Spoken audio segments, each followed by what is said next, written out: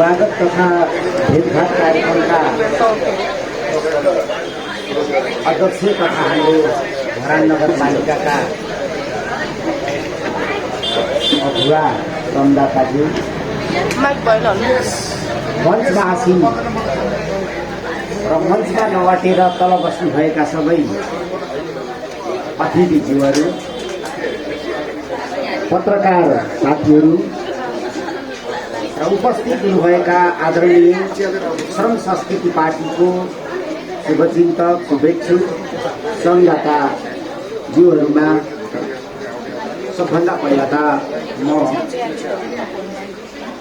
हाम्रो पार्टीको अध्यक्ष हर्क साम्पाङको तर्फबाट, मेरो तर्फबाट र सिङ्गो पार्टीको तर्फबाट हार्दिक न्यानो जय माटोको अभिवादन व्यक्त गर्न चाहन्छु।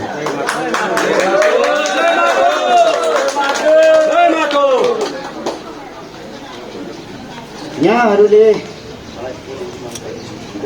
आकस्मिक रूपमा यो समय निकालेर जुन न्यानो प्रेमका साथ स्वागत गर्नुभएको छ, हामी जे जति यहाँ उपस्थित भए पनि प्रविधिको माध्यमबाट 3 करोड नेपाली जनताले संसारको कुना कुनाबाट हामीलाई पक्का हेरिराखेको छ। किनभने आजको दुनियाँ भनेको भुइँमा सानो आवाजले बोल्दाखेरि आकाशले सुन्ने दिनमा छौँ प्रविधिको कारणले। जहाँ आज हामी सानो कार्यक्रम गर्दैछौँ, यो ब्रह्माण्डले सुनिराख्ने विज्ञान र प्रविधिको यो युगमा छौँ। त्यसकारणले संसारभरिबाट हामीलाई हेरिराख्नुहुने सबै नेपालीहरूलाई हाम्रो पार्टीको तर्फबाट हामी हार्दिक अभिवादन गर्दछौँ। र यसै साथसाथै दार्चुलामा पुल बनाइराख्नुभएका ती महान श्रमदाताहरूप्रति र देशभरि पनि श्रम गरिराख्नुभएका, श्रमका सपना बोकेर हिँड्नुभएका ती हाम्रा श्रमदाताहरूलाई र यसो पनि भनौँ शक्तिशाली सरकारको विरुद्धमा सशक्त रूपले आवाज उठाउने जनताद्वारा निर्वाचित भएर गएका ती हाम्रा पार्टीको अध्यक्षको नेतृत्वमा उहाँहरूले पनि एक ढङ्गले श्रम नै गरिराख्नु भएको छ। संसदमा आफ्नो आवाजलाई ठुलो बनाएर संसारलाई सुनाउनुको निम्ति त पढ्नु त पर्यो, अध्ययन त गर्नु पर्यो, अनुसन्धान त गर्नु पर्यो। त्यो पनि श्रम नै हो, त्यो मानसिक श्रम हो। त्यसकारणले भौतिक र मानसिक श्रम गर्ने सबै श्रमदाताहरूलाई धरान नगर पार्टी कार्यालयको यो प्राङ्गणबाट देब्रेपट्टि विष्णुबहादुर कार दाहिनेपट्टि मेरो है, तपाईँहरूको तपाईँ उल्टो हुन्छ, बुढा सुब्बाको यो काखबाट फेरि पनि अभिवादन हामी व्यक्त गरौँ। अब यहाँहरूलाई एउटा सानो छोटो जानकारी गरौँ। मन्त्री भएको दिनदेखि मैले फुलमाला लगाइनँ। फुलमाला खादाको चलन जताततै छ। 3 चोटि निर्वाचित भए म फुलमाला त कति लाए सायद ट्रकमा लगाएको भए 50 ट्रक जति थियो होला। त्यो जनताको माया हो, सम्मान हो। त्यसमा मेरो सगरमाथा जत्तिकै मेरो पनि आफ्नो उहाँहरूप्रति श्रद्धा छ। मन्त्री भएर जब त्यहाँ पसिसक्यो, मन्त्रालयको नाम संस्कृति पनि थियो, संस्कृति, पर्यटन तथा नागरिक उड्डयन। उहाँ नागरिक उड्डयन भएको नाताले त्यही बेला 72 जना नागरिकहरूको, देशी विदेशी नागरिकहरूको सेती खोलाको खोजमा विमान दुर्घटना भएर मृत्यु भएको भोलिपल्ट थियो। देश शोकमय थियो। देश चाहिँ शोकमा छ। म जहाजको मन्त्री, म चाहिँ फुलमाला लगाउँदै कसरी बस्ने भन्ने पनि एउटा दिमागमा आयो। अभिभावक चाहिँ फुलमाला पहिरिने। दोस्रो चाहिँ संस्कृति मन्त्रालय भएको हुनाले नयाँ संस्कृतिको पनि त हामी निर्माण गरौँ भन्ने उद्देश्यले मैले फुलमाला लगाइन। धेरै मान्छेहरू, मेरो साथीहरू, आफन्तहरू, इष्टमित्रहरू रिसाउनु भयो। बल्ल बल्ल एउटा मन्त्री भएको फुलमाला पनि लाउनु नमान्ने, हामीलाई त रहर थियो नि भनेर उहाँहरूले भनिसकेपछि मैले एउटा सहयोग पेटिका राखेँ। 7 दिन फुल र माला किनेर ल्याउने पैसा चाहिँ तपाईँको सहृदयले यो बाक्सामा हालिदिनुहोस् भनेर बाक्सा राखेँ। 7 दिनमा बाक्सा खोल्दाखेरि 7 लाख पैसा उठ्यो। 7,04,34 रुपियाँ पैसा उठ्यो। त्यो मैले भोजपुरको स्कुललाई लगेर अक्षयको खडा गरिदिएँ। एउटा मन्त्रीले 7 दिनमा 7 लाखको खादा माला लाउँछ भने 25 जना मन्त्रीमाथि प्रदेशमा 100औं मन्त्रीहरू, तहगत वडा अध्यक्षसम्म, न्याय क्षेत्र कर्मचारी, सारा सरुवा बडुवामा खादामाला, एक दिनमा कति करोडको फुलमाला हामी लाउँदो रहेछौँ भन्ने शिक्षा चाहिँ त्यसले दिएको छ। शिक्षा नेपालीले कसरी ग्रहण गरौँ त्यो दोस्रो कुरा हो। यो गत वर्ष मात्रै झन्डै 3.5 अरबको फुल आएछ नेपालमा विदेशबाट। 3.5 अरबको खादा विदेशबाट खादा 3.5 अरबको नेपाल आयात भएछ र गए वर्ष मात्रै फुल करिब 28 करोडको नेपाल आयात भएछ। हामी स्वदेशको कुरा गर्दैछौँ, हामी देशभक्ति कुरा गर्दैछौँ र हामी नेपाली संस्कृतिको पनि कुरा गर्दैछौँ। तर आज हामी फुल पनि उत्पादन गर्न नसकेर विदेशबाट करोडौं अरबौंको ल्याउँदैछौँ। यो 3 अरब झन्डै 4 अरब पैसा गरिबको निम्ति लगानी गरेको भए, उद्योग धन्दा सिर्जना गरेको भए त रोजगार पैदा हुन्थ्यो नि। एकातिर हाम्रो खर्च विदेशबाट आयात गर्दाखेरि धेरै भयो, विदेशतिर पैसा गयो। दोस्रो कुरा, खादा र माला तपाईँको नेतालाई ओइराउन थालेपछि नेता भएन, नेता भगवान जस्तो भयो। टन्न माला लगाएको छ, स्टेजमा राखेको छ, ढम्बर ढुस्छ, जनताले के खाएर आयो थाहै छैन, के लाउँदैछ थाहै छैन। अनि सिंहदरबारमा गएर जनताको आवाज चाहिँ त्यो नेताले कसरी उठाउँछ? बाँदरले जनतालाई बाली नाली लाउनु नदिएर उठीबास लगायो। बाँदरको व्यवस्थापन गरौँ भर भने त त्यहाँको सांसदहरू त के गर्छ? त्यो माला लाउने सांसदहरू बाँदरलाई त भ्यासेक्टमी पो गर्नुपर्छ भन्छ। ल पहाडमा लगेर तिमीलाई भ्यासेक्टमी गरेर त कसरी गर्दो रहेछ? बाँदरको छेउमा पुगेपछि बाँदर पहरामा पस्छ, रुखमा पस्छ, भ्यासेक्टमी गर्नुपर्छ भनेर सांसद बोल्छ। अनि जनताको सांसद हो कि बाँदरको सांसद हो? जनताको त भएन। जनताको जीवन्त आवाज उठाउने, जीवन बुझ्ने त नेतै भइदिएन। सम्भवतः यहाँ हेलिकप्टर लिएर आयो, अनि हेलिकप्टर हेर्नुको निम्ति गाउँमा मान्छे 8-9 सय आउँछ क्या हेलिकप्टर हेर्नुको लागि। यी जम्मै मेरो पर्जा रहेछ भन्छ उसले। अनि कार्यकर्ताले गेट बनाएर माला लगाएर खसी काटेर जम्मैले खसीकै माथि खाँदो रहेछ भनेर नेता फर्किन्छ। त्यो नेताले जनताको जीवनको मुद्दा कसरी उठाउँछ? जनताले नेतालाई नथापै भगवान बनाउँदैछ कि माला लगाएर। मेरो कुरा हो यो श्रम संस्कृति पार्टीको छलफलको विषय बनाऊ। यदि तपाईँ सबै पार्टीका पङ्क्तिले लाउनै पर्छ भन्नुहुन्छ भने मैले लाउँदिनँ भनेर त हुँदैन। बहुमतको त मान्नै पर्यो। तर छलफल गरौँ। धनकुटामा उहिले राजाको छोरा घुम्न आएछ अरे राजा।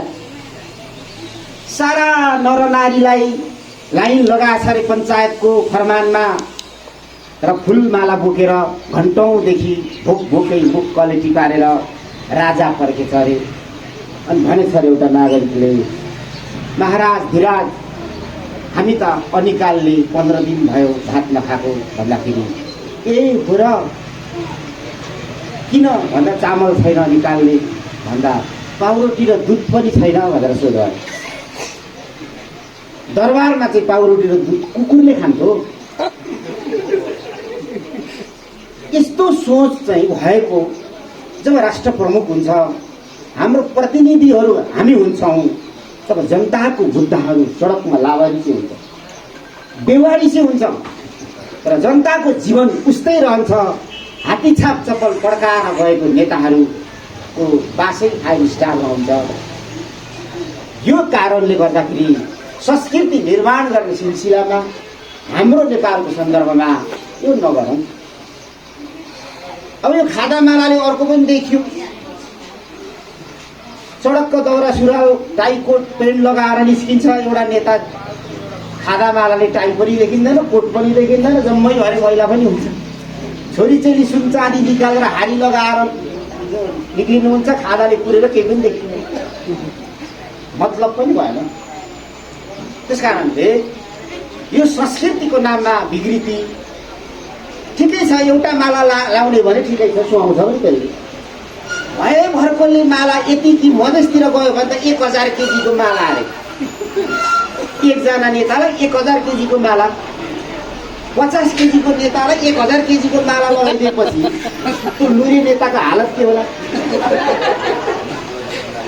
एकातिर त्यो लुरी नेताको हालत, अर्कोतिर त्यो 1000 केजीको फुलको माला उन्नु कति दिन लाग्यो, समयको कति खर्च भयो, सम्पत्तिको कति खर्च भयो, शक्तिको कति खर्च भयो। यतातिर नापजाप गर्नुपर्छ कि पर्दैन होला? आज त समयको पनि त्यतिकै मूल्य छ। अलिकति मैले यो लामो भए क्षमा पाऊँ, यस कारणले मैले फुलमाला र खादा नलगाएको हो। र नयाँ संस्कृति निर्माण गर्ने हो भने पार्टीकै नाम यो श्रम अनि संस्कृति पनि रहेको हुनाले बहस गर्नु यो शीर्षक लायक छ जस्तो पनि मलाई लाग्छ। मैले भनेको कुरा लागू अहिले गर्नु पर्दैन। अब हामी श्रम संस्कृति पार्टीमा छौँ, हामी 100 मिटरको दौडमा छैनौँ, 100 मिटरको सर्ट दौडमा छैनौँ, स्पिड कुदेर फाट्ने छुट हामीलाई छैन। हामी त वर्षौं वर्ष हिँड्ने दौडिने म्याराथनमा छौँ। हामीले हाम्रो यात्रामा अक्सिजन पनि लिनुपर्छ, प्रकृतिमा हामी घुलमिल पनि हुनुपर्छ। नआती आफ्नो उद्देश्यप्रति हामी नदी हिँडे जस्तै हिँड्दै हिँड्दै हिँड्दै महासागर पुग्नुपर्नेछ। श्रम संस्कृति पार्टी फेरि पनि म भन्छु, 100 मिटरको दौडमा सहभागी भएका हामी श्रमदाताहरू होइनौँ है। हाम्रो यात्रा चाहिँ लामै हुनुपर्छ, किनभने यो देशको जिम्मा हामी लिन्छौँ भनेर हामीले त्यो बाचा गरेका छौँ, त्यो प्रतिबद्धता गरेका छौँ। अब हामीसँग सपना छ। यो श्रम संस्कृति पार्टीको सपना प्रकृति, संस्कृति र प्रवृत्तिको अधिकतम प्रयोग गर्ने, त्यसलाई बुझ्ने श्रम मार्फत। हाम्रो त ढोकै श्रम हो, प्रस्थान बिन्दु नै श्रम हो। त्यस कारणले समृद्ध नेपाल बनाउने हाम्रो सपना छ र त्यो समृद्ध नेपालमा पुग्ने श्रम संस्कृति पार्टी भन्ने साधन छ। अब हामीलाई चाहिएको छ साधना। अब हामीलाई चाहिएको छ साधना। यति धेरै साधना चाहिएको छ कि संसारका मान्छेसँग पनि, यो क्षेत्रीय विश्वका मान्छेसँग पनि र नेपालका यिनै गनेका मान्छेसँग पनि प्रतिस्पर्धा गर्ने ज्ञान, क्षमता, दक्षता हामीले निर्माण गर्नुपर्नेछ। त्यसै पनि हामी लालता छँदैछौँ। त्यस कारणले त यत्रो हामी संस्कृतिको स्तम्भहरू खडा गर्दै अगाडि बढेका छौँ श्रमद्वारा। अब हामी निपुण पनि हुनुपर्छ भन्ने मलाई लाग्छ।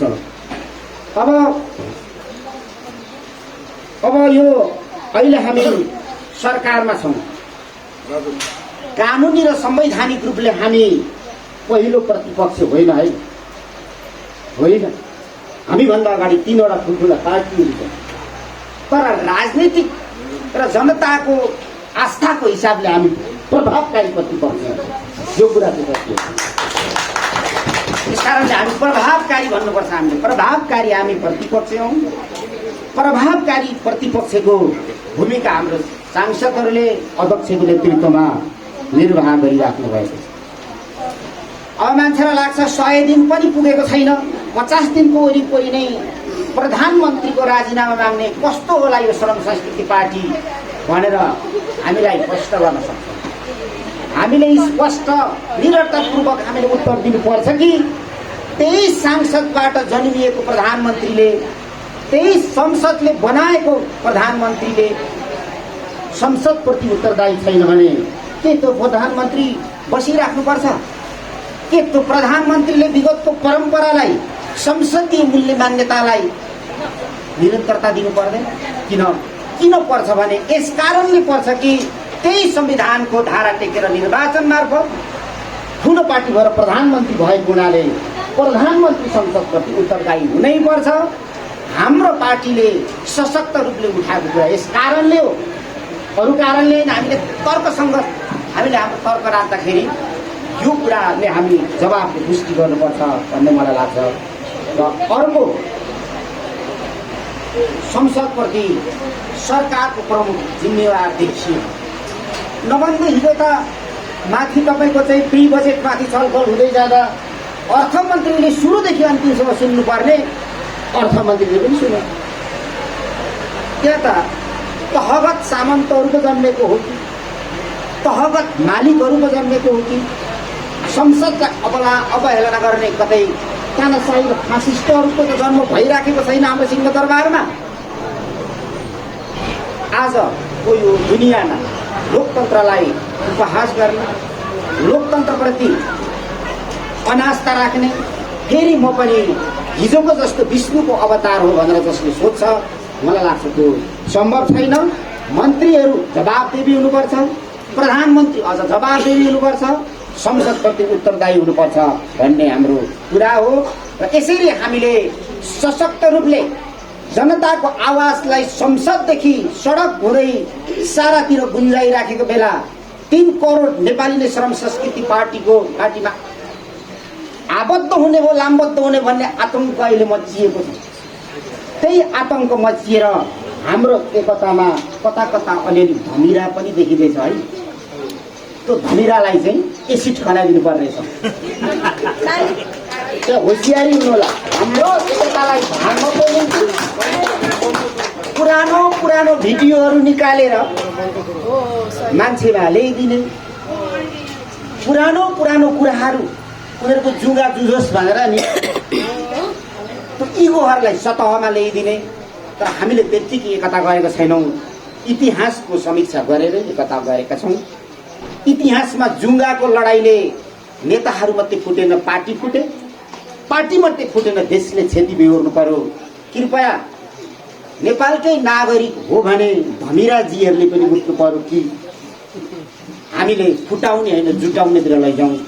रसायन, एकताको रसायन बन्यौँ, एकताको फुल बन्यौँ भनेर एउटा कर्मठ नेपाली, देशभक्त नेपाली, इमान्दार नेपाली हो भने त्यो गरौँ। र श्रम संस्कृति पार्टी नै अबको एक मात्रै विकल्प हो जहाँ हामी श्रमदाताहरू लाखौं करोडौंको संख्यामा लामबद्ध छौँ। र अब हाम्रो यात्रा कसैले पनि रोक्ने छैन, रोकेर सक्ने पनि छैन। एउटै मात्रै चुनौती, हामी भित्र एकता भएन भने चाहिँ के कसो है भन्ने कुरा हुन्छ। त्यसकारणले एकतामा हामीले जोड दिनुपर्छ भन्ने पनि लाग्छ। अब दोस्रो कुरा, अब यो धरान मात्रै होइन, यो अन्तर्राष्ट्रसँग जोडिएको सहर हो, यो पुरानो सहर। अस्ति मैले त्यहाँ तल भने यो एउटा स्वस्थ शरीरको स्वस्थ फोक्सो हो धरान।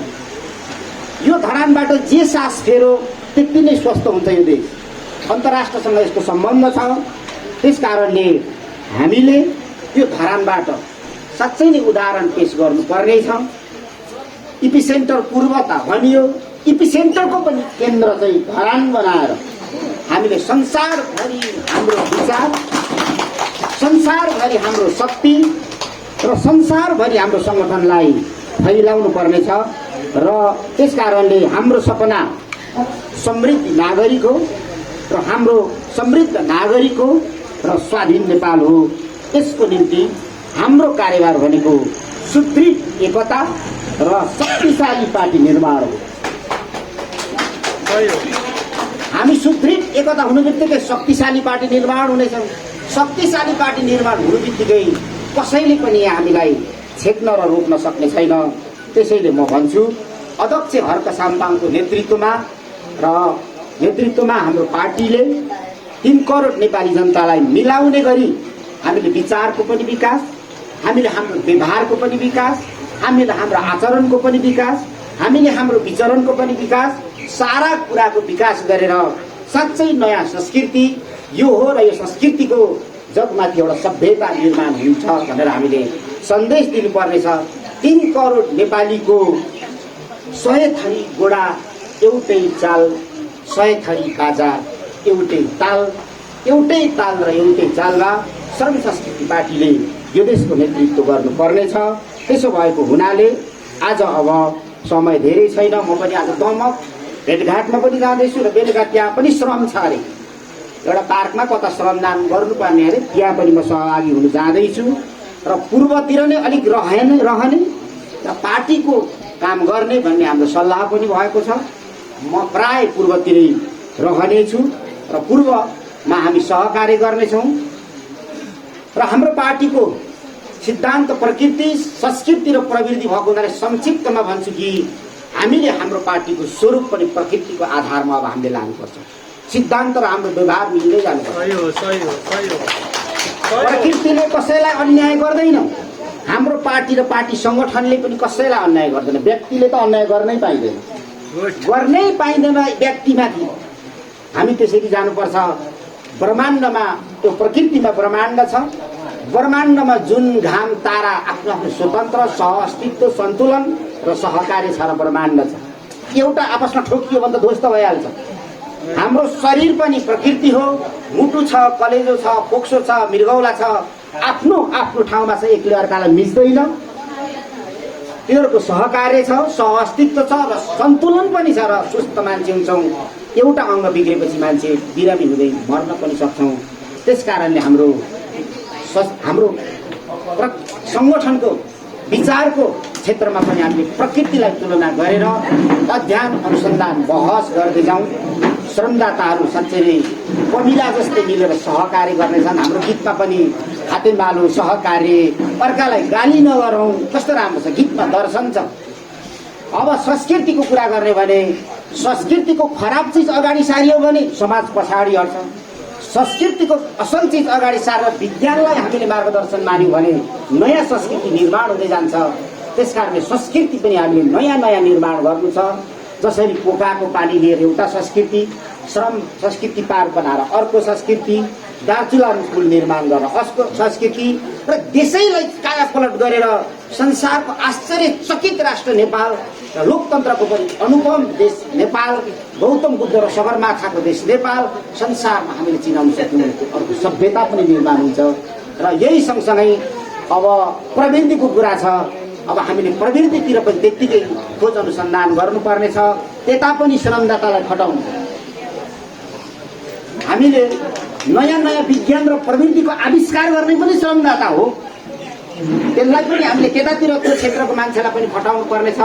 र अहिले त एआईको दुनियाँमा भन्छन् कि केही दशकपछि मान्छेभन्दा पनि ज्ञानी मिसिनहरू हुन्छन् अरे, रोबोटहरू हुन्छन् अरे, खेत रोबोटले खन्छन् अरे, बारी रोबोटले खन्छन् अरे, यो सबै वरिपरिको सरसफाइ रोबोटले गर्छन् अरे। अनि मान्छेले त्यतिखेर के गर्दै जाने, मान्छे कस्तो हुन्छ त्यो बेला, हामीले यो क्षेत्र यो उचाइबाट पनि सोच्दै जानुपर्नेछ। साँच्चै नै हामीले यो देशलाई कायापलट गर्नुको निम्ति हामीले धेरै क्षेत्रमा अनुपम उदाहरणहरू पेश गर्नुपर्नेछ। उदाहरण पेश गर्नुको निम्ति विचार निर्माण गर्नुपर्नेछ, विचारलाई व्यवहारमा लागू गर्नुपर्नेछ, पढनी र कथनी मिलाउनु पर्नेछ, बोली र व्यवहार मिलाउनु पर्नेछ। श्रम संस्कृति पार्टी भनेको त्यही हो, यो बोली र व्यवहार मिलाउँछ र त्यही कारणले जनताले हामीलाई विश्वास गरेको छ र आगामी निर्वाचनमा पूर्वबाट उदाएको यो शक्तिलाई हत्केलाले कसैले पनि रोक्नु सक्ने छैन।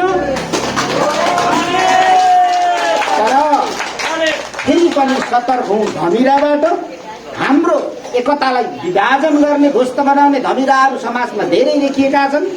हाम्रो एकतालाई सुदृढ गर्ने, शक्तिशाली पार्टी निर्माण गर्ने, अध्यक्ष हर्क साम्पाङको नेतृत्वमा 100 थरी गोडा एउटै चाल, 100 थरी बाजा के अरे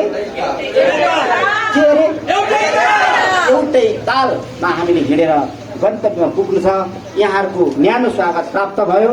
अब भेटघाट गर्दाखेरि म प्राय अब यही अफिसमा धरान गर्दाखेरि मैले राम्रो हुन्छ होला, म पनि यहाँ आइरहेको छु। त्यसको निम्ति फेरि भेट्ने र आज दमक जाने छ, यहाँसँग छुट्टी पनि हाल्नुपर्ने छ। धेरै धेरै सबैलाई धन्यवाद ज्ञापन गर्दछु।